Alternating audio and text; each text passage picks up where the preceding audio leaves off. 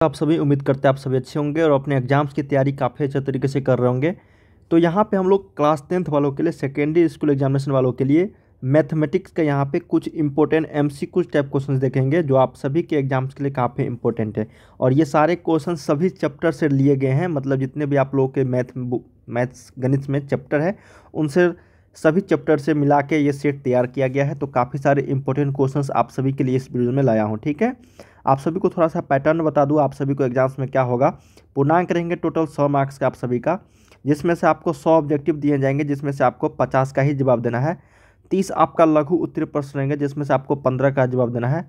8 आपका दीर्घ उत्तरीय प्रश्न रहेंगे, जिसमें से 4 का जवाब देना है। ठीक है, तो मतलब दुगुने विकल्प के साथ क्वेश्चन आएंगे। तो यहाँ पे आप लोगों को 50 जो ऑब्जेक्टिव बनाने हैं 50 नंबर के, वो आप सभी के लिए काफ़ी इंपॉर्टेंट हो जाता है आप सभी के नंबर को बढ़ाने के लिए। ठीक है ना, तो इसीलिए हम लोग ज़्यादा से ज़्यादा क्या करेंगे, प्रैक्टिस सेट करेंगे ऑब्जेक्टिव एमसीक्यूज का, और साथ में आपको लघु और दीर्घोत्तरीय प्रश्न का।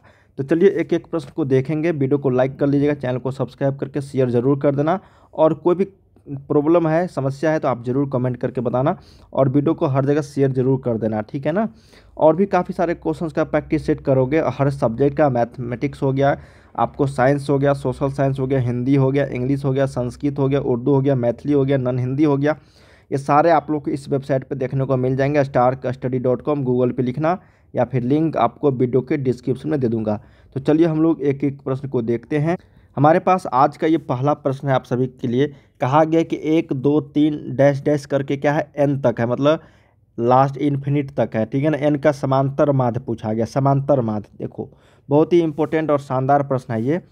देखो कहा गया है कि 1 2 3 इसी तरीके से कहाँ तक संख्या, एन तक संख्या है, मतलब लास्ट अनगिनत संख्या है।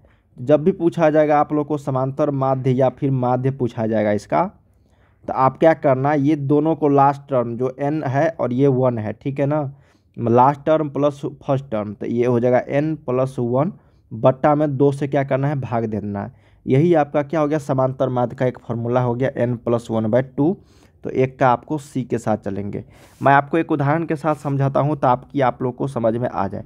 जैसे हम लोगों ने कोई संख्या लिया 1 2 3, क्या संख्या लिया 1 2 3, टोटल कितने हैं यहाँ पे, n की संख्या कितनी है, 3 है, क्योंकि 1 2 3 टोटल 3 संख्या है, तो 3 मैंने ले लिया। जब इसका माध्य बोला गया है निकालने के लिए, तो हम उसी फार्मूला पे देखेंगे, n + 1/2। n के जगह पे कितना है बच्चों, यहाँ पे 3 है, तो 3 + 1/2, तो ये 4/2, ये हो जाएगा कितना, माध्य बराबर 2 आ गया। क्या हो गया, 2 दूनी 4, तो ये 2 आ गया। अब बताओ 1 2 3 का माध्य क्या होगा, मतलब बीच वाला संख्या, मतलब समांतर माध्य जो होता है वो क्या होगा। तो देखो ना, यहाँ पे 3 2 5 1 6 टोटल संख्या से भाग देते हैं एवरेज निकालने के लिए, सभी संख्याओं का जोड़ बटा में कुल संख्या। तो 1 2 3 और टोटल योग कितना होगा, 3 2 5 1 6, तो 3 दूनी 6, देखो 2 आया ना, और यहाँ भी क्या आया, 2 आया। इसका मतलब हम लोग को ये फार्मूला क्या है, राइट है। ठीक है, ये फार्मूला के मदद से हम लोग कोई भी प्रश्न बना सकते हैं, जितना भी समांतर माध्य दिया रहेगा, last term plus first term बट्टा में 2, अगर लगातार कोई संख्या दिया रहेगा तब। नेक्स्ट प्रश्न हमारे पास सेकेंड नंबर की, प्रेक्षण है कोई 12 13 11 14 12 13 15 11 13 का बहुलक। बहुलक का मतलब होता है बारंबारता, सबसे ज़्यादा बार बारंबारता किसकी हुई है, ठीक है ना, फ्रीक्वेंट बारंबारता से, ठीक है ना, बहुलक मोड हम लोग जिसको बोलेंगे। देखिए बहुलक निकालने के लिए सबसे ज़्यादा जो है बारंबारता, सबसे ज़्यादा बार कौन सी संख्या आया है, ठीक है, बारंबारता। तो देखो यहाँ पे देखते हैं, हम लोग देख रहे हैं कि 13 जो है 1 2 3, 13 जो है टोटल 3 बार आया है, तो इसलिए इस बहुलक का जो है प्रेक्षण का बहुलक हो जाएगा 13। हालांकि 12 भी देखते हैं तो 12 तो 1 और 2 दो ही बार आया है, 11 भी आपको 2 ही बार आया है, सबसे ज़्यादा जो है 13 क्या है, 3 बार आया है। ठीक है, इसलिए इसका परीक्षण क्या हो जाएगा, बहुलक इस परीक्षण का 13। नेक्स्ट है, यदि 7 9 13 15 x का माध्य अगर 10 हो तो x का वैल्यू क्या होगा। देखिए माध्य बराबर होता है सभी प्रेक्षणों का योग बटा में सभी प्रेक्षणों की संख्या। तो 7 + 9 + 13 + 15 + x बटा में टोटल संख्या कितना है, 1 2 3 4 5, और माध्य कितना है दोस्तों, 10 दिया गया है। 10 बराबर सभी को जोड़ देंगे, 13 7 20 20 15 35 35 ना 44, 44 प्लस एक्स बटा में 5, ये 5 इधर जाएगा तो ये हो जाएगा 50 बराबर 44 प्लस एक्स, एक्स को रखेंगे इस साइड तो ये हो जाएगा 50 माइनस 44, तो एक्स बराबर क्या हो गया आपका 6 आ गया। इसका मतलब एक्स का मान हम लोगों को पूछा गया था तो एक्स का वैल्यू क्या आ गया 6 आ गया। 3 का सही उत्तर आपको ए के साथ चलेंगे। नेक्स्ट देखते हैं 4th नंबर। कहा गया है किसी घटना की प्रायिकता का अधिकतम मान क्या होता है। देखिए प्रायिकता हम लोग किसको बोलेंगे, प्रायिकता का वैल्यू हम लोग को पता होनी चाहिए, 0 के बराबर या फिर 1 से कम, समझ में आई ना। 0 भी होगा 1 भी होगा, ठीक है, और 0 से 1 के बीच में होगा, न तो 0 से कम होगा न तो 1 से ज़्यादा होगा। कहने का मतलब P का मान नॉट इक्वल टू 2 होगा, P का मान नॉट इक्वल टू माइनस में होगा, ठीक है ना, समझ में आ रही ना बात को। न 1 से ज़्यादा होगा न 0 से कम होगा, 0 और 1 के बीच में होगा, और 0 भी हो सकता है 1 भी हो सकता है। तो क्या कहा गया, किसी घटना की प्रायिकता का अधिकतम मान, तो अधिकतम मान क्या बताया मैंने 1, तो 1 यहाँ पे होगा, क्या होगा 1 हो सकती है, ठीक है ना। और ये जो पूछता है 0 तो ये होता है न्यूनतम मान, क्या होता है ये न्यूनतम मान होता है। अगर इसी क्वेश्चन में पूछ दिया जाएगा अगला बार कि किसी घटना की प्रायिकता का न्यूनतम मान कितना होता है तो बताना 0। नेक्स्ट देखते हैं कि किसी एक घटना की प्रायिकता नहीं हो सकती। अभी जस्ट हम लोगों ने बताया कि आपको 1 से ज़्यादा नहीं होगा, 50% हो सकता है लेकिन 100% से ऊपर नहीं होगा, मतलब 100% भी हो जाएगा लेकिन 101% नहीं होगा, ठीक है ना, इसको ध्यान में रखनी है। 0.12 ये एक 0 से 1 के बीच में आ रही है, 3/4 ये भी 0 से 1 के बीच में आ रही है, लेकिन 12/13 जो 12 है इसमें भाग दोगे तो 1 पॉइंट कुछ आ रही है, ये आपका नहीं हो सकती है क्योंकि 1 से ज़्यादा हो रहा, मतलब 1 से पॉइंट भी ज़्यादा नहीं होनी चाहिए, समझ में आई ना बात को।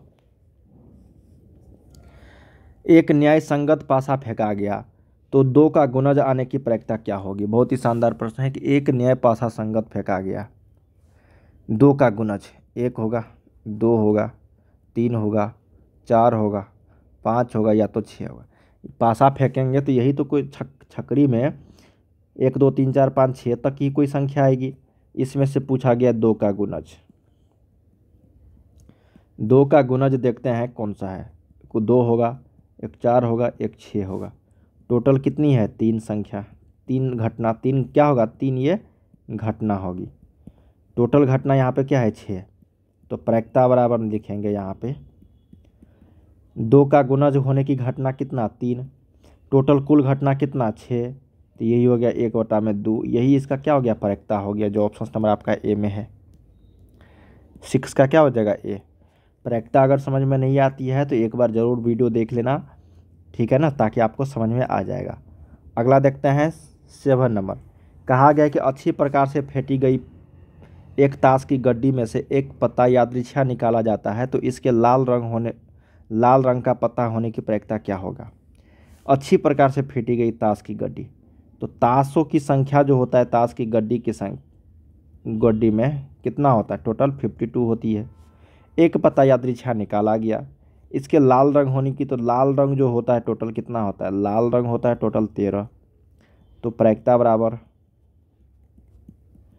13 बटा में कितना 52, ये हो जाएगा आपका कितना, नहीं दोस्तों लाल और ये काला दो ही तो पत्ती होती है, लाल होता है 26 और काला भी होता है 26, तो प्रायिकता बराबर 26 बटा में 52, ये हो जाएगा 1 बटा में 2।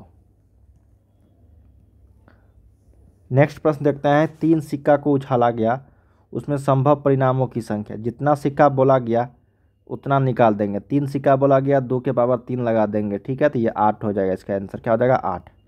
अगर ये 2 सिक्का बोलता तो 2 के पावर 2 लगाते, अगर 1 सिक्का बोलता तो 2 के पावर 1 लगाते, अगर 4 सिक्का बोलता तो 2 के पावर 4 लगाते, ठीक है ना, समझ में आ रही ना बात को। नेक्स्ट प्रश्न देखते हैं 2 वृत्तों की परिधियों का अनुपात 4:5 है तो इनके क्षेत्रफलों का अनुपात क्या होगा। 2 वृत्तों की परिधियों का अनुपात 2πr1 बटा में 2πr2 का मान है 4/5, 2π से 2π गया था r1 बटा में r2 आ गया 4/5, क्षेत्रफल का अनुपात पूछा गया है। क्या होता है, पाई r1 स्क्वायर बटा में पाई r2 स्क्वायर। पाई से पाई गया, r1 का वैल्यू 4 बटा में 5 का स्क्वायर, 16 बटा में 25 इज द राइट आंसर। समझ में आ रही है ना ये क्वेश्चंस। अगला देखते हैं 10 नंबर। एक समबाहु त्रिभुज का क्षेत्रफल दिया गया है, इसकी भुजा निकालनी है। तो हम लोग जानते हैं समबाहु त्रिभुज का क्षेत्रफल होता है √3 गुने भुजा स्क्वायर बराबर 9√3 दिया गया है। √3 से √3 गया, भुजा का मान हो जाएगा √9 गुने 4, ये हो जाएगा 3 गुने 2 बराबर 6 सेंटीमीटर। ऑप्शन नंबर आपको ए यहाँ पे राइट हो जाएगी। तो बच्चों हम लोगों ने यहाँ पे 1 से लेकर 10 तक प्रश्न किए हैं, ठीक है। अगला प्रश्न देख लेते हैं कि एक शंकु की ऊंचाई और त्रिज्या तिगुनी हो जाती है।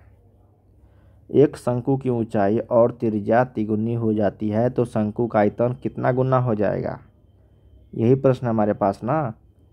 कहा गया यहाँ पे कि 1/3 पाई r स्क्वायर एच होती है। जब ऊंचाई और त्रिज्या तिगुनी हो जाती है दोनों,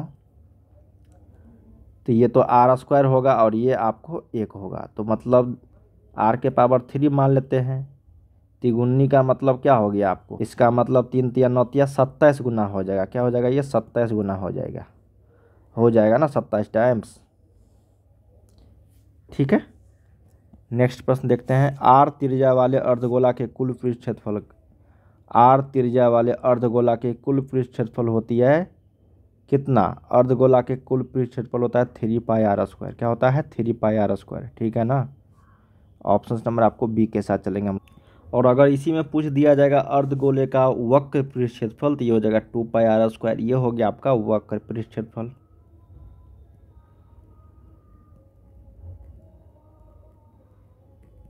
नेक्स्ट देखते हैं हम लोग कि शंकु के छिन्न का आयतन क्या होगा। क्या प्रश्न हमारे पास कि शंकु के छिन्न का आयतन क्या होगा, यही हमारे पास प्रश्न है ना। तो छिन्न का आयतन क्या होता है, 1/3 पाई एच, क्या होता है 1/3 पाई एच इंटू r स्क्वायर बड़ा r square plus r square plus r into r। यही हमारे पास क्या है, शंकु के छिन्न का आयतन हो जाता है। ये सूत्र है डायरेक्ट, क्या है, ये सूत्र है डायरेक्ट, ठीक है ना। अगला प्रश्न हम देखते हैं यहाँ पे, उस समांतर श्रेणी का सार्वंतर क्या होगा जिसमें a18 माइनस a14 का मान 32 दिया गया है। तो हम लोग जानते हैं a18 का मान होता है a प्लस 17d माइनस ये होता है a माइनस यहाँ पे 13d, ठीक है, बराबर 32। इसलिए मैंने a माइनस 13d लिख दिया क्योंकि a प्लस यहाँ पे 13d लिखता, अब ये माइनस यहाँ पे लगा हुआ है तो माइनस a प्लस माइनस क्या होता है माइनस, a से a गया, 17 में से 13 गया, ये 4 हो गया 32, तो d का वैल्यू क्या हो गया आपका 8। ऑप्शन नंबर आपको सी करेक्ट हो जाएगी यहाँ पे। अगला देखते हैं कि गोला का व्यास दिया गया है तो इसका पृष्ठ क्षेत्रफल क्या होगा। तो गोला का पृष्ठ क्षेत्रफल क्या होता है, 4 पाई r स्क्वायर होता है ना। व्यास दिया गया तो r का वैल्यू क्या होगा 42/2, तो ये हो जाएगा 21। 4 गुने पाई का मान 22/7 गुने r स्क्वायर 21 गुने 21, 7 3 21 मल्टीप्लाई कर दो, 22 चौके 88 और 21 दिया 63, ठीक है। 8 3 24, देखो एक ही ऑप्शन में है तो यही आपका आंसर हो जाना चाहिए। हालांकि आप मल्टीप्लाई कर लो, 8 3 24 के 4, 8 3 24 2 26, 8 6 48 के 8, 8 6 48 4 52, देखो आ रहा है ना। यहाँ पे जोड़ोगे तो 4 8 6 14 का 4, 2 2 4 1 5 और ये 5 55 44 सेंटीमीटर स्क्वायर, यही इसका राइट आंसर हो जाएगी।